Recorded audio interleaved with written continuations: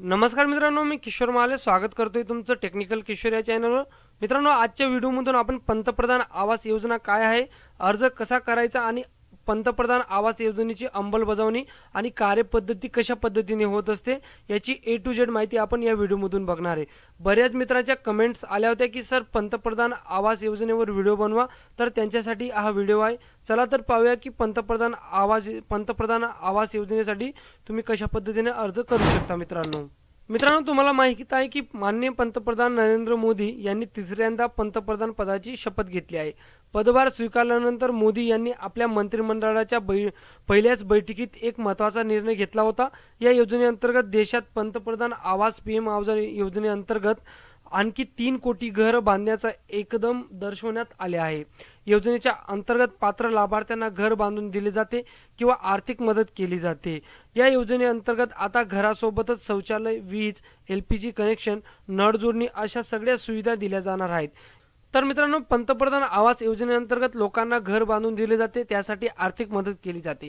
या योजनेच्या माध्यमातून घर बांधण्यासाठी 2.5 लाख रुपये दिले जातात। देशातील गरीब लोकांना हक्काचे घर मिळावे म्हणून ही योजना चालू करण्यात आली होती। आता या योजनेचा विस्तार करण्यात आला आहे। गरिबांपासून ते मध्यमवर्गीयांपर्यंत नागरिकांना हक्काचे घर मिळावे यासाठी आता या योजनेतून निधी दिला जातो। हा लाभ मिळावा यासाठी उत्पन्नाच्या आधारावर या योजनेचे अनेक गट पाडण्यात आलेले आहेत। या गटानुसार घरांसाठी कर्ज दिले जाते। अगोदर पंतप्रधान आवास योजनेअंतर्गत कर्जाची रक्कम 3 ते 6 लाख रुपये होती। या कर्जावर अनुदानही मिळायचे। आता या कर्जाची मर्यादा 18 लाखापर्यंत वाढवण्यात आलेली आहे। मित्रांनो तुम्हाला जरी पंतप्रधान आवास योजनेअंतर्गत घराचं बांधकाम करायचं आहे किंवा घराचं विस्तार करायचं आहे किंवा नवीन घर खरेदी करायचं आहे, तर यासाठी केंद्र सरकारने 4 गट पाडले। 4 गटपैकी पहिले जे 2 गट आहेत ते म्हणजे EWS आणि LIG। EWS मध्ये जर तुम्हाला पात्रता किंवा तुम्हाला अर्ज करायचा आहे तर त्यासाठी तुमचं जे वार्षिक उत्पन्न आहे ते तुम्हाला 3 लाख रुपयेपर्यंत असणं गरजेचं आहे। आणि त्यानंतर तुम्ही जर LIG मध्ये अप्लाय करू शकतात। यासाठी तुम्हाला वार्षिक उत्पन्न 6 लाख रुपयेपर्यंत असणं गरजेचं आहे। याच्यावर जास्त असेल तर तुम्ही या योजनेसाठी अर्ज करू शकत नाही। याच्यात तुम्हाला अनुदानाचे जे व्याज आहे ते 6.50% मिळणार आहे। तर याच्यात तुम्हाला जी कर्जाची परतफेड आहे ती 20 वर्षांनी करायची मिनिमम। त्यानंतर तुमचं जे कर्जाचं व्याज आहे त्याच्यावर तुम्हाला अनुदान मिळेल ते म्हणजे 2,67,000 रुपयेपर्यंतचं जे कर्जाचं व्याज आहे त्याच्यावर तुम्हाला अनुदान मिळू शकतं। याच्यात जी मालकी ती महिलाची असणं गरजेचं आहे। त्यानंतर आता दुसरे जो गट आहे तो म्हणजे MIG1 आणि MIG2।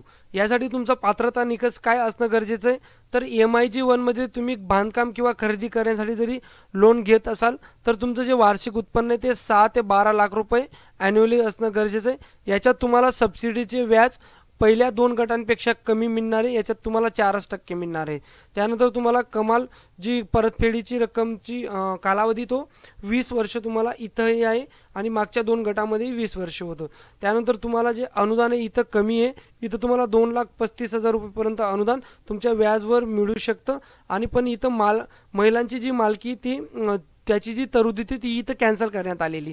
त्यानंतर MIG सेकंडमध्ये तुम्ही बांधकाम खरेदी करण्यासाठी तुमचं जे वार्षिक उत्पन्न आहे ते 12 ते 18 लाख रुपये असणं गरजेचं आहे। तुम्हाला इथं आता जे अनुदानाचं व्याजदर आहे किंवा त्याच्यावर जी सवलत आहे त्यावर तुम्हाला 3% हे सबसिडी व्याज मिळणार आहे। त्यात तुम्हाला कमाल जी परतफेडाची कालावधी तोही 20 वर्ष तुम्हालाही मिळणार आहे। परंतु तुम्हाला जे अनुदान मिळणारे व्याजावर ते तुम्हाला 2,30,000 रुपये इतकंच मिळणार आहे। इथेही तुमची जी महिलांची मालकी ती नाही राहिली तरी चालेल। मित्रांनो, तुम्हाला जरी पंतप्रधान आवास योजनेअंतर्गत लोन घ्यायचे घर बांधण्यासाठी किंवा घर घेण्यासाठी, तर याच्याकरता तुमच्याकडे कोणकोणते डॉक्युमेंट असणं गरजेचं आहे ते म्हणजे पंतप्रधान आवास योजनेअंतर्गत तुम्हाला जर अर्ज करायचा असेल तर तुमच्याकडे पुढील डॉक्युमेंट असणं गरजेचं आहे। यामध्ये आधार कार्ड, पॅन कार्ड, मतदान कार्ड, रहिवासी प्रमाणपत्र ही कागदपत्रे तुमच्याकडे असणं गरजेचं आहे। यासह तुमच्याकडे उत्पन्नाचे प्रमाणपत्र देखील असणं गरजेचं आहे। यामध्ये जो फॉर्म क्रमांक 16 बँक खात्याचे स्टेटमेंट, IT रिटर्न तुमच्याकडे असणं गरजेचं आहे। हे झालं शहरी भागासाठी। ही जी प्रोसेस आहे आत्तापर्यंत ही सगळी शहरी भागासाठी मी तुम्हाला सांगितलेली आहे। मित्रांनो, आता तुम्हाला जरी या योजनेअंतर्गत अर्ज करायचा आहे तर तुम्ही ऑनलाईन पद्धतीने अर्ज करू शकतात। यासाठी तुम्हाला डिस्प्लेवर दिसत असेल ही ऑफिशियल वेबसाईटवर तुम्हाला जायचं आहे। त्यानंतर मुख्य मेनूमध्ये जाऊन तुम्हाला सिस्टीम असेसमेंट या ऑप्शनवर क्लिक करा आणि अर्जदार या पर्यायाला सिलेक्ट करा। त्यानंतर एक नवीन विंडो किंवा एक नवीन टॅब उघडेल। तिथे तुमचा आधार कार्ड नंबर टाकायचा आहे। पुढे वैयक्तिक माहिती, बँक खात्याचा संदर्भातील माहिती, तुमचा सध्याचा घराचा पत्ता इत्यादी माहिती तुम्हाला तिथे भरायची आहे मित्रांनो। ही सगळी माहिती टाकल्यानंतर तुम्हाला कॅप्चा टाकायला सांगेल, तो कॅप्चा टाका, सगळी माहिती व्हेरिफिकेशन करून घ्या। जे जे डॉक्युमेंट तुम्हाला अपलोड करायला सांगताय ते अपलोड करा। त्यानंतर यशस्वीरित्या तुम्ही पंतप्रधान आवास योजनेअंतर्गत अर्ज केलेला असेल याचा एक SMS ही तुमच्या मोबाईलवर येऊन जाईल मित्रांनो, आणि पुढच्या अपडेटही तुम्हाला SMS द्वारे कळवल्या जातील। तर अशा पद्धतीने तुम्ही पंतप्रधान आवास योजनेअंतर्गत घर घेण्यासाठी किंवा घर बांधण्यासाठी जे लोन असतं त्यासाठी तुम्ही अर्ज करू शकतात। पंतप्रधान आवास योजनेअंतर्गत घर घेण्यासाठी किंवा घर बांधण्यासाठी जे लोन असतं त्यासाठी तुम्ही अर्ज